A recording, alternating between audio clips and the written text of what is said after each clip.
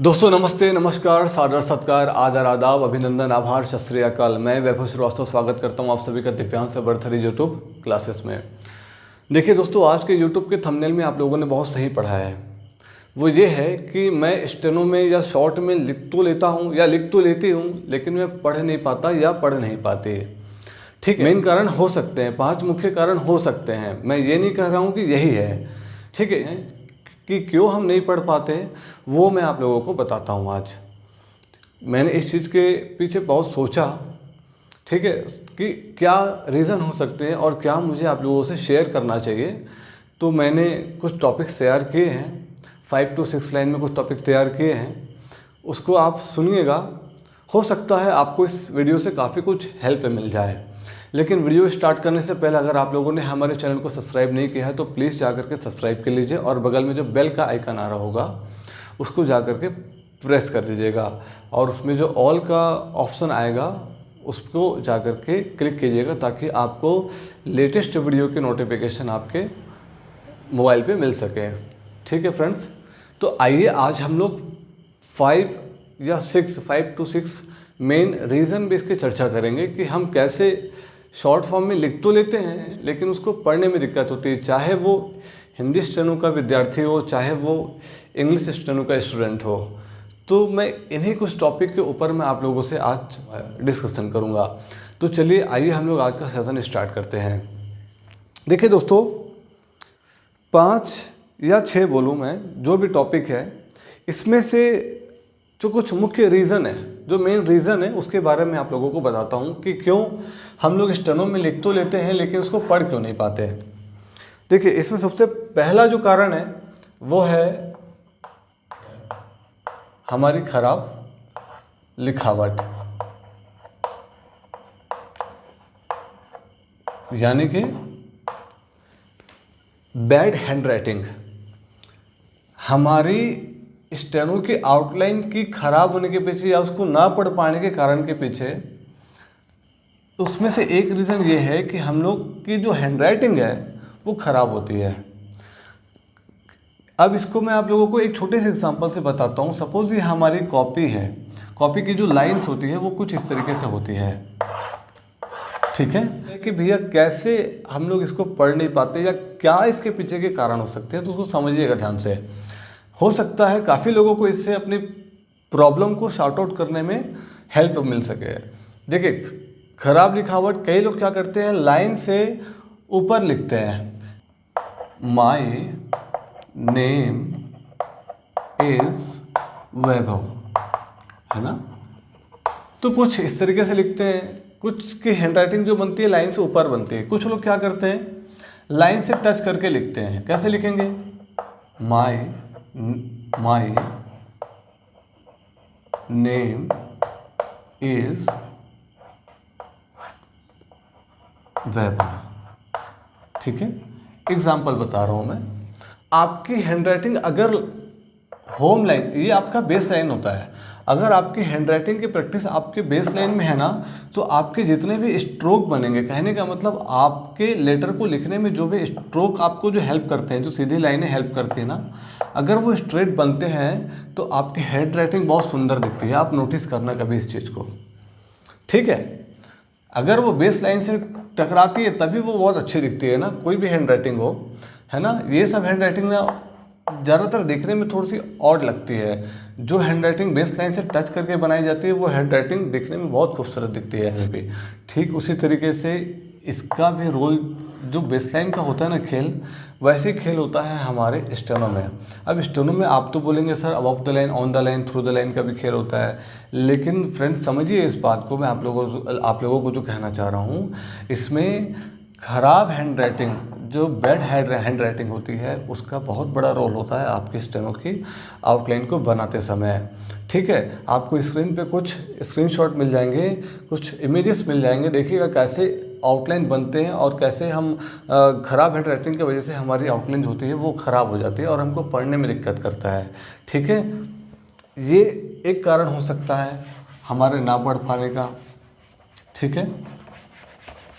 जो second reason है वो ये हो सकता है कि lack of right practice, right practice, ठीक है। मतलब सही अभ्यास की कमी।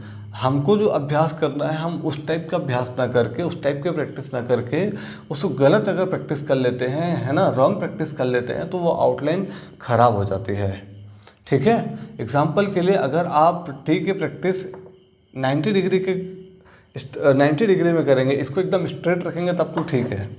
धीरे धीरे क्या करते हैं बच्चे लोग प्रैक्टिस करते करते इसको थोड़ा सा बैंड कर देते हैं, कुछ इस तरीके से भी कर देते हैं, क्योंकि कॉपी के रखने का डायरेक्शन भी आप लोगों का चेंज होता है। कई लोग क्या करते हैं पूरा ही कॉपी को 180 डिग्री में रख देते हैं, उसको प्रैक्टिस करते हैं, उससे तो आपकी स्ट्रेट स्ट्रोक होती है ना, वो बेंड हो ही जाती है और धीरे धीरे ऐसे बेंड हो जाती है पी की तरह देखने लगता है। एग्जाम्पल के लिए बता रहा हूँ, इस चीज़ को समझना, बहुत बारीकियाँ होती है सब चीज़ें, ठीक है। तो ये इफ़ेक्ट करती है, ये इफ़ेक्ट डालती है हमारी आउटलाइन पे। तो आप लोगों को आउटलाइन की प्रैक्टिस भी, कॉपी का एंगल कैसे रखना है, सारा कुछ इस पर देखना पड़ता है। अब इसमें देखिए गाइडेंस की कमी, लैक ऑफ गाइडेंस। अगर आपको कोई मार्गदर्शन करने वाला नहीं होगा कि हमको कैसे बनाना चाहिए, आपकी गलतियों को पकड़ने वाला नहीं होगा, तो आप लोग क्या करेंगे, गलत डायरेक्शन में चले जाते हैं, गलत डायरेक्शन, रॉन्ग डायरेक्शन में चले जाते हैं, जिसका खामियाजा आपको तुरंत तो नहीं पता चलता है, लेकिन आगे जाने के बाद ट्रांसक्रिप्शन मोड में आपको पता चलता है कि हमने बहुत बड़ी मिस्टेक कर दी, ठीक है। फोर्थ जो मेन रीज़न है वो ये है कि बेसिक कॉन्सेप्ट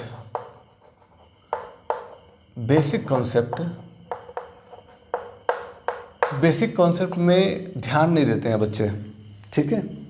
हमको बेसिक कॉन्सेप्ट में बहुत तगड़ा ध्यान देना पड़ता है, तब जाके हमको क्या करना चाहिए, मैगज़ीन पे जंप करना चाहिए। किस पे जंप करना चाहिए, अगर बेसिक कॉन्सेप्ट आपका बहुत अच्छा है, बहुत तगड़ा है ना, तभी आपको मैगज़ीन पे जंप करना चाहिए, नहीं तो फिर जंप नहीं करना चाहिए, ठीक है। तभी आपको मैगज़ीन्स पे जंप करना चाहिए। जब तक बेसिक कॉन्सेप्ट तगड़ा नहीं है, मैगज़ीन्स पे जंप ना कीजिए, इसको स्किप मत कीजिए, ये आपका बहुत बड़ा फैक्टर है किसी भी आउटलाइन को एक सही रूप देने के लिए, वो है ना, उसकी सही डायरेक्शन बताने के लिए, उसको परफेक्ट शेप देने के लिए कॉन्सेप्ट का तगड़ा होना बहुत ज़रूरी होता है। बहुत सारे बच्चे क्या करते हैं, सिलेबस को जल्दी जल्दी कंप्लीट करते हैं 102 महीने में और मैगज़ीन्स में जंप कर जाते हैं, बहुत बड़ी मिस्टेक करते हैं, वो बहुत ही बड़ी मिस्टेक करते हैं, ठीक है। उससे क्या होता है, उससे उनको ट्रांसक्रिप्शन मोड में जब वो आते हैं ना, जब वो उसको पढ़ना स्टार्ट करते हैं, जो वो लिखे रहते हैं, आउटलाइन जो बनाते हैं, उसको जब पढ़ना स्टार्ट करते हैं, उनको पढ़ने में बहुत तकलीफ़ होती है, क्योंकि उनका बेसिक जो होता है बहुत ही पुअर होता है, बहुत वीक होता है, जिसमें उनको ज़्यादा ध्यान देना चाहिए उसमें वो कम ध्यान देते हैं। पांचवा जो मेन रीज़न है वो आपको मैं बताता हूँ कि जब हम बेसिक कॉन्सेप्ट में रहते हैं, जब हम स्टार्टिंग में सीखते हैं, स्ट्रोक सीखते हैं, सिंगल वर्ड सीखते हैं, ज्वाइनिंग सीखते हैं, तो आपको अपने बेसिक प्रैक्टिस से ही ना, स्टार्टिंग से बेसिक प्रैक्टिस से आपको अपनी ट्रांसक्रिप्शन की हैबिट बनानी चाहिए, रीडिंग की हैबिट बनानी चाहिए, ठीक है। ट्रांसक्रिप्शन की हैबिट बनानी चाहिए, रीडिंग हैबिट अपनी बिल्ड करनी चाहिए, वो आपको एंड तक काम आता है, ठीक है। रीडिंग हैबिट भी आपको स्ट्रॉन्ग करनी चाहिए। कहाँ से, जब आप स्टार्टिंग से शॉर्ट एंड स्टेनो सीखना स्टार्ट करते हैं ना, तभी से आपको क्या करना चाहिए, अपनी रीडिंग कैपेसिटी, मतलब रीडिंग हैबिट और आपकी ट्रांसक्रिप्शन की जो हैबिट होती है उसको बनाना चाहिए। बहुत लोग क्या करते हैं, स्टेनो में प्रैक्टिस करना तो स्टार्ट करते हैं, लेकिन उससे कौन कौन से उस पर्टिकुलर आउटलाइन से कौन कौन से मीनिंग निकलते हैं या वो स्ट्रोक कौन सा बन रहा है, उसको ट्रांसक्रिप्शन नहीं कर पाते। स्टार्टिंग से ही ट्रांसक्रिप्शन और रीडिंग हैबिट को आप बनाए रखेंगे ना, तो आपको लास्ट मोड में, मैगज़ीन में जब आएंगे तो उसके ट्रांसक्रिप्शन मोड में, रीडिंग मोड में आपको दिक्कत नहीं होगा, ठीक है। और जो छठवां जो मेन कारण है कि आप लोग क्या करते हैं ना, हर एक सिंगल वर्ड को आप सिंगल लाइन प्रैक्टिस करते हैं। आपको एच सिंगल वर्ड को, एच सिंगल आउटलाइन को, एच सिंगल आउटलाइन को एटलीस्ट 6 to 7 लाइन्स प्रैक्टिस कीजिए। मैं कम से कम में 5 बार बोलता हूँ, ठीक है। लेकिन अगर आप बढ़ा लेंगे तो क्या दिक्कत है, आपको अपने ऊपर ही तो इन्वेस्ट करना है ना। आप जितना अच्छा से इसको प्रॉपरली प्रैक्टिस करेंगे, जैसे आपको देखिए स्क्रीन पे दिख रहा होगा कैसे सामने वाले ने, स्टूडेंट ने कितना अच्छा से प्रैक्टिस किया है, 7 to 8 लाइन उसको प्रॉपर एक 7 to 8 लाइन प्रैक्टिस किया है, तब जाके उसमें परफेक्शन आता है। ठीक है, एग्जाम्पल के लिए मैं आपको बताता हूँ फ्रेंड्स, जब आप मार्केट में गए है ना, मार्केट में आप किसी भी मार्केट में गए, सपोज़ हमारे यहाँ रायपुर में एक फेमस मार्केट है गोल बाज़ार। गोल बाज़ार में वहाँ पे एक बोर्ड टंगा हुआ है सुपर मार्केट। एग्जाम्पल के लिए आपको बता रहा हूँ मैं सुपर मार्केट, ठीक है। तो सुपर मार्केट का बोर्ड देख करके उसकी आउटलाइन आपके माइंड में क्लिक कर जानी चाहिए, इतना आपको उस पर्टिकुलर आउटलाइन को प्रैक्टिस करना पड़ेगा। Super market, market above the line भी बना सकते हैं, मार्केट इस तरीके से भी बना सकते हैं, और उसमें हुक भी लगा के भी प्रैक्टिस कर सकते हैं ना, अलग अलग है, जैसे आप प्रैक्टिस करना चाहो कर सकते हो। मार्केट ऐसा भी लिख सकते हो मार्केट, ठीक है। तो आपको हर एक आउटलाइन को इतनी बार प्रैक्टिस करना पड़ेगा फ्रेंड्स कि वो आपके माइंड में ना क्लिक करना चाहिए। आप मार्केट में जा रहे घूमने के लिए, अगर वो पर्टिकुलर वर्ड दिख गया तो आपके माइंड में वो क्लिक कर जाना चाहिए, अरे हाँ इसकी आउटलाइन ऐसी बननी चाहिए, ठीक है। सपोज मार्केट में इलेक्ट्रॉनिक स्टोर में आपने ट्यूबलाइट खरीदने के लिए गया, तो ट्यूबलाइट की आउटलाइन कैसे बनती है, ठीक है, उसको रिलेट करना सीखिए, इसकी आउटलाइन बन रही है कि नहीं बन रही है। अगर नहीं बन रही तो समझिए कहीं ना कहीं आप क्लिक नहीं हो रहा है ना आपके माइंड में, तो कहीं ना कहीं आपके प्रैक्टिस में कमी है। तो आपको क्या करना है, प्रैक्टिस भी आपको पर्याप्त करना पड़ेगा। कम से कम बता रहा हूँ ना, जैसे आपको स्क्रीन पे दिख रहा होगा ना स्टूडेंट ने प्रैक्टिस किया, वैसे आपको प्रैक्टिस करना पड़ेगा। एक ही बार में उसकी आउटलाइन क्लिक कर जानी चाहिए, इतनी प्रैक्टिस आप लोग कीजिए, ठीक है फ्रेंड्स। तो ये पाँच से 6 कारण आप लोगों को बताना मैंने ज़रूरी समझा, इसलिए मैं आपको बताया क्योंकि ये क्वेश्चन बहुत सारे लोगों के मन में आता है और बहुत सारे लोगों की समस्या होती है, प्रॉब्लम्स होती है। तो हो सकता है इस वीडियो को देखने के बाद उनको काफ़ी कुछ अपने प्रॉब्लम को सॉर्ट आउट करने में हेल्प मिल सकती है, ठीक है। तो अब मैं यहीं पर इस वीडियो को एंड करता हूँ फ्रेंड्स। अगर लगे कुछ मैंने कुछ मिस कर गया या कुछ और भी इसमें टॉपिक को ऐड कर सकते थे, पॉइंट को ऐड कर सकते थे, तो जाइए नीचे कमेंट सेक्शन में और कमेंट करके बता दीजिए, क्योंकि मैंने वीडियो के स्टार्टिंग में भी आपको इस चीज़ को क्लियरली बोल दिया था कि ये 5 से 6 जो मेन रीज़न है ये इसमें से हो सकते हैं, मैंने बोला था। उन्हें ही चाहिए ऐसा मैंने बिल्कुल भी नहीं बोला था, है ना, हो सकते हैं, क्योंकि मैंने इस चीज़ को ऑब्जर्व किया है कि कॉपी चेक करते समय, ठीक है, बारीकी से बहुत समझा इस चीज़ को, तब मैंने इस पॉइंट को आप लोगों के सामने रखा और मुझे लगा कि मुझे आप लोगों से ये चीज़ शेयर करना चाहिए, बताना चाहिए, तब मैं आप लोगों को ये चीज़ें बता रहा हूँ। तो फ्रेंड्स मैं टॉपिक को यहीं पे क्लोज करता हूँ। लगे कुछ मिस रह गया तो बता दीजिएगा कमेंट सेक्शन में जा करके, ठीक है।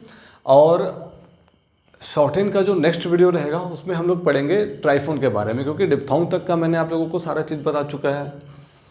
फ्रेंड्स आप लोगों से एक चीज़ मुझे और शेयर करना था, वो ये है कि मैंने ऑनलाइन क्लासेस जो मैं जूम में पढ़ाता हूँ वो ऑलरेडी मैंने 25 मई से स्टार्ट कर चुका है। उसकी जो सेकंड बैच है वो अभी 3-4 दिन हुए हैं स्टार्ट हो चुकी है। अगर लगता है कि किसी भी स्टूडेंट को सीखना है, स्टार्टिंग से सीखना है, वो ज्वाइन कर सकते हैं। डेमो क्लास अटेंड करना है तो मेरे पर्सनल टेलीग्राम में मुझे टेलीग्राम नंबर पे मैसेज करके बताइए कि हाँ सर मैं इंटरेस्टेड हूँ करके, जेन्युइन मैसेज किया कीजिए। और आप अपने नोट्स, अपने पेजेस के स्क्रीनशॉट AYSG नाम से जो मैंने टेलीग्राम पे ग्रुप बनाया हुआ है वहाँ पे जाके सेंड किया कीजिए। पर्सनल व्हाट्सएप या पर्सनल टेलीग्राम नहीं करेंगे, ठीक है। आप AYSG नाम से जो ग्रुप आपको स्क्रीन पे दिख रहा होगा वहाँ पे जाके आप मैसेज किया कीजिए, जो भी रहता है पोस्ट किया कीजिए, ठीक है। वहाँ पे आपको आपकी समस्याओं का समाधान हो जाएगा। और आप लोगों से एक चीज़ शेयर करना चाहूँगा कि जो भी स्टूडेंट्स हिंदी शॉर्टिंग सीखने के लिए इंटरेस्टेड है वो मुझे टेलीग्राम करके बताइए, क्योंकि आपको हिंदी शॉर्टिंग की वीडियोस इस चैनल पे नहीं मिलेगी। आपको हिंदी शॉर्टिंग की वीडियोस मिलेगी मेरे पर्सनल यूट्यूब चैनल में जिसका नाम है विशाल शॉर्टिंग क्लासेस। आपको वहाँ उसके सारे नोट्स, उसके सारे वीडियोस मिल जाएंगे। कब मिलेंगे, मैं उसके वीडियोस डालना स्टार्ट करूँगा, अपलोड करना स्टार्ट करूँगा 1 जुलाई से। वहाँ से 1 जुलाई से आपको सारे वीडियोस कंटिन्यूस मिलने स्टार्ट हो जाएंगे एक दिन के गैप में, ठीक है। क्योंकि नोट्स को प्रिपेयर करने में, कंटेंट को तैयार करने में समय लगता है, एडिट करने में, है ना, काफ़ी टाइम लग जाता है वीडियोस को, ठीक है। और लगता है कि ज्वाइन करना चाहिए तो ज्वाइन कीजिए, कोई प्रेशराइज नहीं है आप लोगों को, ठीक है। सारा डिटेल आपको मैं टेलीग्राम पे बता दूंगा क्या है कैसा है। हिंदी स्टेनो की वीडियोस आपको मेरे पर्सनल यूट्यूब चैनल में मिल जाएगा, आपको पहले बता दिया। इस टॉपिक में कहीं कोई पॉइंट मिस रह गया होगा, मेरे से कुछ छूट गया होगा तो भी बता दीजिएगा। और नेक्स्ट टॉपिक में आप लोगों को इंग्लिश स्टेनो की जो वीडियो आएगी वो रहेगी ट्राइफोन की। तो फ्रेंड्स, आज के वीडियो में, आज के टॉपिक में सिर्फ इतना ही आप लोगों से शेयर करना था मुझे। मिलता हूँ आप लोगों से नेक्स्ट वीडियो में एक नए कॉन्सेप्ट के साथ में। तब तक अपना ख्याल रखिएगा। Thank you so much. Vande Mataram.